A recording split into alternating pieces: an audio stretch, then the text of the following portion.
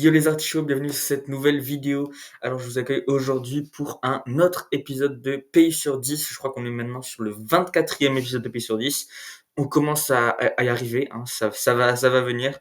Les 200 épisodes vont avec un peu de chance se produire, mais bon, on est à 24 sur 200. Je trouve que c'est déjà bien. La carte se remplit petit à petit, toutes les environ 2 semaines. C'est bien, c'est pas mal. Alors, aujourd'hui, c'est pas la journée nationale d'un pays. Du coup, j'ai fait un vote, mercredi sur ma chaîne pour savoir sur quel pays vous voulez que je fasse, cet épisode et du coup, le vote, c'était entre, la Suisse, l'Écosse, les Pays-Bas et si je me trompe pas, la Norvège. Je pourrais me tromper, c'est très possible. Je me rappelle plus, mais en tout cas, ça veut dire que c'est pas le dernier qui a gagné, mais c'est la Suisse. Vous avez voté pour la Suisse. Donc, déjà désolé parce que cette vidéo sort lundi. Euh, Ma vision du temps est complètement troublée. J'ai toujours l'impression qu'on est la veille du jour qu'on est vraiment. C'est-à-dire que aujourd'hui, j'ai l'impression d'être dimanche. Hier, j'avais l'impression qu'on était samedi. C'est un petit peu problématique, mais c'est pas grave. On va faire avec. C'est la vie. Donc, alors, oui, la Suisse, du coup. Donc déjà, je vais vous expliquer un petit peu le concept de pays sur 10 pour ceux qui connaissent pas, mais si au bout de 24 épisodes, j'espère que vous connaissez. Vous pouvez aller regarder d'ailleurs juste ici, là, normalement, il y a un truc qui s'affiche pour aller sur la playlist pays sur 10. Voilà. Donc, qu'est-ce que c'est pays sur 10? En gros, à partir de 5 critères que je vais nommer plus tard, je dois noter pardon, un pays sur 10. J'additionne les 5 critères qui sont tous sur 10 et je les divise par 5, enfin je divise le nombre total par 5 et ça me fait une note sur 10. Et à la fin, le but, c'est du coup que je vais faire un classement avec tous les pays, du coup, voilà. Et, et voilà. Et donc, mes critères, c'est drapeau, nourriture, beauté naturelle ou architecturale, gens et sécurité. Voilà. Et du coup, en cas d'égalité pour la note finale, l'ordre des critères compte parce que le dernier critère dans la sécurité, c'est le plus important. C'est-à-dire que ça va être le critère qui départage un pays si jamais il est en égalité avec un autre pays. Donc, s'il y a un pays qui a 7 sur 10 de sécurité, un autre qui a 8 sur 10, celui qui a 8 sur 10 qui prend l'avantage sur le classement final. Si sur la même note de sécurité, on remonte d'un cran sur le classement, on prend les gens. Et si vraiment ils ont tout qui est exactement pareil, je dirais au feeling. Donc voilà, je crois que j'ai tout dit et on peut commencer directement avec le drapeau de la Suisse. Alors je crois que je n'ai pas de drapeau suisse affiché dans ma chambre. Non, je n'en ai pas malheureusement. Enfin j'en ai un affiché mais il n'est pas dans le champ de la caméra, il est juste là. Donc vous ne pouvez pas le voir, il est derrière la caméra. Mais c'est pas grave, du coup je vais l'afficher juste ici à peu près. Je suis pas posé au drapeau de l'Espagne et donc vous pouvez voir que c'est un fond rouge avec une croix blanche, c'est pas incroyable. Quasiment le drapeau de l'Angleterre mais inversé et sinon c'est aussi le drapeau quasiment du Danemark que vous pouvez voir juste, alors juste ici, voilà. C'est celui-là, le drapeau du Danemark, mais juste du coup avec la croix qui est centrée et qui ne touche pas les bords. Voilà. Et la Suisse c'est aussi particulier parce que c'est un drapeau carré. Voilà, c'est le petit fun fact de la Suisse. Du coup, ce drapeau, je trouve que il est très simple, mais dans sa simplicité, en fait, ça le rend assez iconique.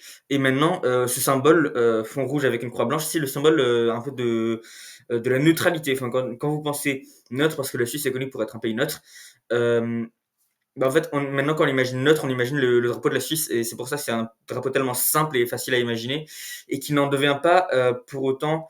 Enfin, c'est impossible de mélanger le drapeau suisse avec un autre drapeau. À la limite, le Danemark, et encore, c'est assez différenciable par la forme du drapeau, par le fait que la croix soit au centre et que ça touche pas les bords. Je crois que c'est le seul drapeau d'ailleurs qui a une croix enfin, où le seul élément du drapeau, c'est une croix qui ne touche pas les bords. C'est assez intéressant. Donc voilà. Et c'est peut-être aussi le seul drapeau qui a une croix qui ne touche pas les bords, enfin qui a aucune croix qui touche les bords. Parce que j'allais dire la Géorgie, mais en fait la Géorgie a bien une croix centrale, donc ça compte pas. Du coup voilà, je crois que la Suisse c'est le seul, mais dis-moi si je me trompe, c'est très possible que je me trompe quand même. Enfin bref, du coup je trouve que dans sa simplicité ça marche. Du coup je vais évidemment donner une note un peu mieux que l'Angleterre, parce que l'Angleterre, déjà c'est un fond blanc, et je trouve que les drapeaux fond blanc sont immédiatement beaucoup moins jolis que les drapeaux fond coloré. Voilà, c'est comme ça.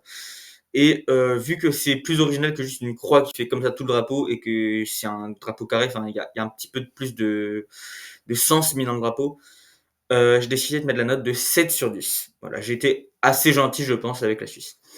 On va maintenant passer à la nourriture. Alors évidemment, quand on pense nourriture suisse, on pense chocolat, on pense Lindt, et c'est normal. On pense aussi fondue, et ça c'est normal, et c'est d'ailleurs leur plat national, la fondue. Je suis très surpris. Mais j'ai regardé enfin en fait, ils ont deux plats nationaux, à part la fondue du coup, qui est absolument incroyable évidemment. Il y a le Relitz. Alors qu'est-ce que c'est que le Relitz? C'est une sorte de gratin en gros. Ça a pas l'air incroyable, mais ça a l'air potable. Euh, alors évidemment, moi du coup je m'imagine chocolat, je m'imagine fondue, je m'imagine Relitz, et je me dis je fais un repas de tout ça. Je me fais une entrée Relitz, un plat fondu et un dessert chocolat. Est-ce que je passe un bon repas? Qu'est-ce que je mettrais une note sur 10 à ce repas. Du coup pour l'entrée Relitz, ça passe, c'est OK, je sais pas, c'est un 5, un 6.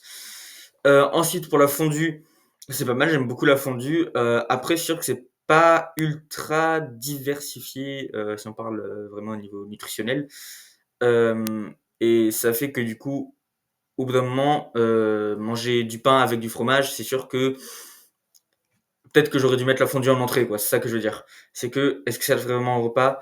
Je suis pas sûr. Je mettrais quand même un 7 pour le côté c'est sympa et tout, mais de toute façon, je suis pas un grand fan de fromage dans tous les cas, donc voilà. Mais après, la fondue, j'aime bien, hein, forcément, comme tout le monde. C'est pas incroyable, c'est pas exceptionnel. Si j'attends l'hiver, enfin, déjà, c'est pour que l'automne se finisse parce que j'aime pas l'automne. Voilà, il y a Halloween, mais c'est le seul truc bien en automne. Mais en hiver, il y a Noël et tout, et c'est des good vibes. Et puis il y a mon anniversaire aussi, donc ça, c'est. Enfin, je vieillis du coup, mais c'est bien quand même. Des fois, c'est bien. Et le chocolat Lindt, évidemment, absolument incroyable. 9/10 peut-être parce que encore une fois, tu manges 3 chocolats, t'en as un peu ras le cul. Ça, j'ai l'impression que c'est un côté, il y a toujours ce côté-là chez les Suisses qui revient, c'est que leur nourriture, c'est bon, mais quand on mange à petite dose, parce qu'au bout d'un moment, ça te fait chier. Donc j'ai décidé de mettre la note générale de 7/10. J'aurais pu aller plus haut, franchement. En y repensant, je me dis peut-être que j'aurais pu mettre un 8 parce que en vrai, ce qui baisse vraiment la note, c'est le relite, c'est pas si mal que ça, quoi. Mais bon, je vais garder à 7 pour l'instant. On va passer à la beauté naturelle ou architecturale, on s'en fout un petit peu, c'est juste à quoi ressemble le pays. Et en fait, quand tu me dis ouais, le pays le plus beau sur Terre, je te réponds je pense assez spontanément Islande. En vrai, la Suisse, il y a des lacs absolument super. Alors, d'habitude, je suis pas un grand fan de lacs, mais c'est vrai que, en fait, la couleur un peu trop superficielle des lacs qui sont vraiment turquoises, ben, j'aime bien. Ouais, je sais que ça veut pas nécessairement dire des très bonnes choses, mais c'est pas grave, hein. J'avoue que je préfère ça à de l'eau verte ou voire marron. Donc, les lacs, je les trouve très beaux. Il y a des montagnes, c'est assez sympa. Il y a alors les villes, Genève, je pense à Genève notamment. J'y suis jamais allé, mais ça a l'air absolument incroyable. Enfin, j'adorerais alors aller, pardon, à Genève. Il y a une autre ville qui a l'air très sympa, Winterthur. Ça a l'air très sympa. Ou Zermatt encore par exemple. Il y a plein d'endroits assez sympas. Il y a Zurich, évidemment, la plus grande ville de Suisse, qui a l'air jolie. Je suis allé qu'à une seule ville suisse, Bâle. C'était sympa. C'était peut-être pas la plus jolie en vrai. Je pense que c'était pas la meilleure ville suisse, mais elle est sympa. Berne, la capitale, je pense que c'est pas incroyable. Je pense que c'est vraiment une ville, ce que tu t'attendais d'une ville suisse, c'est-à-dire une ville un peu fade. C'est triste comme ça, mais vraiment, moi je pense suisse, je pense fade, alors qu'en vrai, vrai à la fin que pas du tout, du tout. Mais du coup, beauté naturelle slash architecturale, enfin beauté, ben 10. Alors, je suis très surpris, mais j'ai pas mis de 10 à l'Islande. Je, j'aurais dû mettre un 10. Bon, maintenant, c'est un peu trop tard pour changer parce que on est habitué à ce que je dise tout le temps que l'Islande est en tête avec 8,4/10. Je vais pas modifier ça maintenant parce que du coup, ça fera un 8,6, je crois. Ça ferait beaucoup. Mais voilà. Donc, 10/10, techniquement, c'est le seul pays pour l'instant qui a ça, même si en vrai, je pense que l'Islande aurait dû l'avoir aussi. Je sais pas pourquoi j'ai pas mis 10/10, c'est un peu bête. J'imagine que c'est à cause du fait que tout se ressemble un petit peu en Islande. Je sais pas. En Suisse, en soi, je trouve qu'il y a quand même, c'est vrai, un côté plus divers qu'en Islande. Et déjà, il peut faire plus chaud, je pense, et il peut, j'allais dire faire plus froid, non, mais il peut faire aussi froid. Et il peut neiger comme il peut faire ultra soleil, et tu peux être au bord d'un lac ou en haut d'une montagne. Enfin, c'est assez sympa, c'est assez divers. Donc voilà, 10. On passe aux Suisses maintenant, eux-mêmes, les gens. Vous, qu'est-ce que vous en pensez des Suisses? Peut-être que vous êtes Suisse. Dites-moi si vous êtes Suisse. Ça m'étonnerait en vrai, mais donc les Suisses eux-mêmes, je pense sérieusement qu'on est sur des gens absolument incroyables, enfin des gens ultra gentils, ultra généreux, ultra serviables. Ça, je pense que c'est le mot encore une fois associé aux Suisses. En plus de neutre, c'est serviable. Euh, Parce que quand tu vois que tu as littéralement 800, plus de 800 soldats suisses qui veulent garder le Vatican, qui veulent protéger le pape, c'est que vraiment, faut être ultra serviable. Et c'est que les Suisses, hein. Alors, je sais que c'est un choix du Vatican, mais s'ils ont choisi les Suisses, je pense que c'est pas pour rien.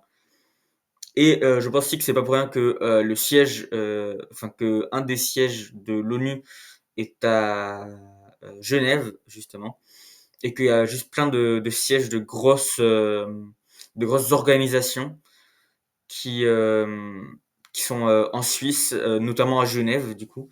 Genève qui est aussi quasiment entourée de la France, donc ça fait un côté encore plus protecteur. Parce que ils se sont dit, on va pas mettre en France, mais on va mettre la file en Suisse, pays neutre la plus proche de France. Logique. Euh, donc, je pense que c'est une grosse preuve que les Suisses, on peut clairement leur faire confiance. C'est des gens de confiance, c'est des gens de parole, c'est des banquiers, on va dire. C'est assez cliché, mais c'est vrai. Donc voilà. Et alors, est-ce que je pense que clairement il y a peut-être pas plus gentil ni quoi que ce soit, mais je pense que il y a des meilleures personnes avec qui traîner. En fait, les Suisses, c'est-à-dire qu'ils sont ultra gentils, ils sont serviables, mais par contre, j'ai pas une vision très très fun des gens suisses. Je les vois pas faire la fête, enfin faire la fête en général si, mais je les vois pas aller en boîte de nuit par exemple, je les vois pas, enfin, faire la fête jusqu'à, enfin, genre ne pas dormir pendant des heures et des heures et des heures, genre pendant 3 jours, juste pour faire la fête et tout. Je les vois pas comme ça, les Suisses. Je les vois, alors, vouloir s'amuser, tout ça, mais genre avoir une heure pour se coucher, quoi. Enfin, je sais pas comment dire pour pas faire comme si c'était des enfants ou des gens un peu chiants, mais je les vois comme si c'était des personnes très raisonnables. Parfois un peu trop dans les moments qui sont censés être ultra sympas. Genre, ça m'étonnerait pas que la plupart des Suisses, le jour du Nouvel An, aillent se coucher genre à minuit et quart. C'est genre ils sont en mode ah c'est le Nouvel An et tout, bonne année. On célèbre un petit peu, on se fait un petit verre de champagne et puis au lit quoi. Ça m'étonnerait pas. Ça m'étonnerait pas. Ça m'étonnerait pas aussi que ce soit le genre de personne ils ouvrent les cadeaux le soir du 24 décembre et ils vont se coucher avant le 25 décembre. Euh, Pourquoi pas, hein, s'il y a des gens qui font ça, je juge pas, mais c'est juste que c'est pas ultra fun. Je vais pas mentir, c'est pas très très très fun. Donc, juste pour ce préjugé, entre guillemets, parce que c'est vrai que j'ai aucune preuve de ça, j'ai décidé de mettre une note de 9 sur 10 parce que quand même, évidemment, les Suisses, je pense que t'as aucun Suisse qui est vraiment un enculé. Enfin, les Suisses, même s'ils sont pas du même parti que toi, ils vont quand même toujours te respecter, je pense. Encore une fois, c'est une vision très préjugée, très globale et peut-être absolument biaisée. Je n'ai aucune idée. Je connais pas de Suisse, donc c'est vrai que c'est un peu délicat. Mais voilà. Et j'aurais peut-être dû bannir cette section d'ailleurs, vu que je connais personne de Suisse. J'avais dit que je ferais ça. C'est pas grave, c'est l'Europe en vrai, on s'en fout. Les Suisses, on les connaît vite fait, hein, comme ça, donc voilà, ça passe. Les pays où vraiment j'ai aucune idée de comment sont les gens, genre le Niger ou voilà le Niger, le Honduras par exemple. Là d'accord, mais la Suisse, on les connaît, ça va. Enfin la sécurité. Alors je suis allé sur l'indice national de sécurité et la Suisse n'est que gros guillemets quatrième. Alors je sais que l'Islande c'est le premier, je pensais que la Suisse c'est le deuxième, mais non ils sont quatrième. Est-ce que je vais quand même leur accorder un 10 sur 10? Eh ben non. Parce que en fait, quand je vois les notes de l'indice sécurité, ça va de 3,5 le plus dangereux à 1. Et quand je vois qu'il n'y a qu'un seul pays qui est au-dessus de 1,2, c'est un petit peu désespérant. Parce que pour moi, en fait, Si on prend des notes vraiment, c'est-à-dire que le milieu, du classement, donc on se retrouve avec ça qui est 1, donc 1 non 2 pardon, virgule 125 à peu près, c'est 5. Si on fait à peu près comme ça veut dire que 1,25 c'est 9.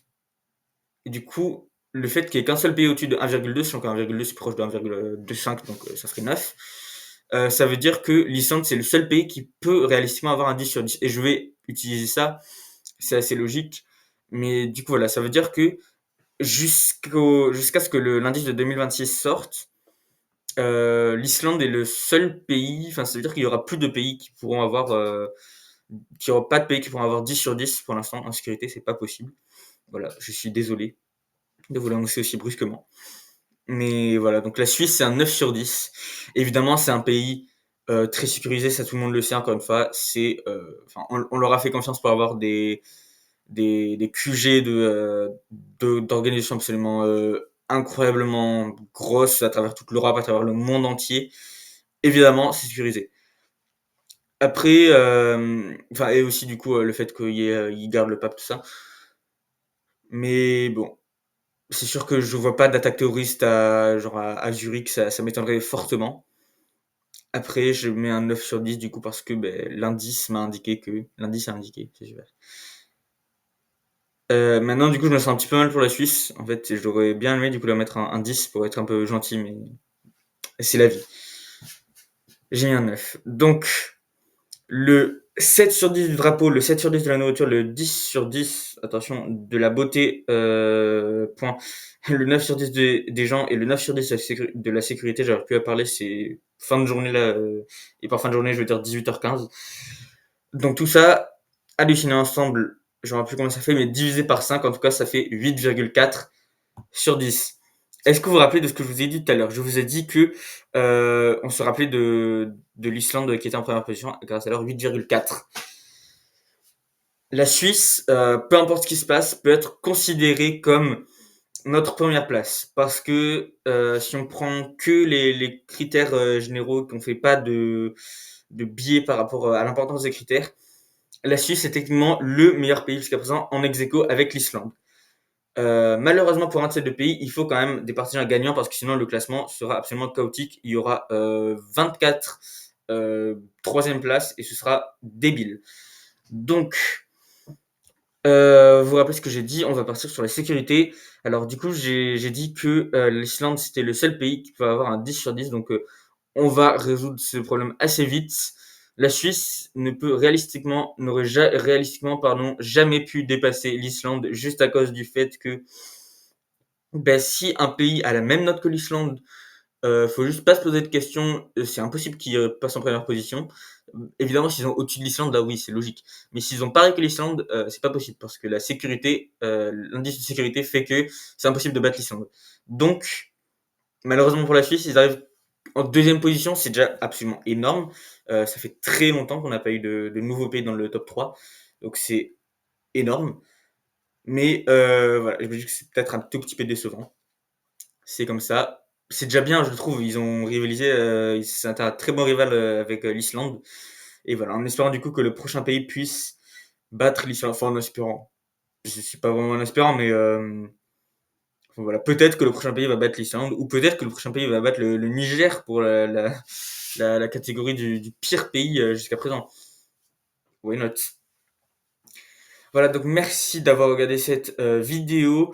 La semaine prochaine, je sais pas encore trop quelle vidéo je vais faire. Je pourrais prendre la sécurité et faire Rise and Fall, mais j'avoue que j'ai pas nécessairement trop envie. Ce serait peut-être pas trop intéressant, waouh, trop intéressant. Du coup, je pense que je vais prendre l'option un petit peu plus compliquée qui nécessite un petit peu plus de recherche. Et je vais vous faire une vidéo assez construite. Voilà. J'ai déjà une petite idée dans ma tête, mais il faut que je vois si c'est. Il faut que je vois. Il faut que je vois si c'est réalisable pour dimanche. Et en attendant, moi je vous dis à la semaine prochaine. Bye les papas.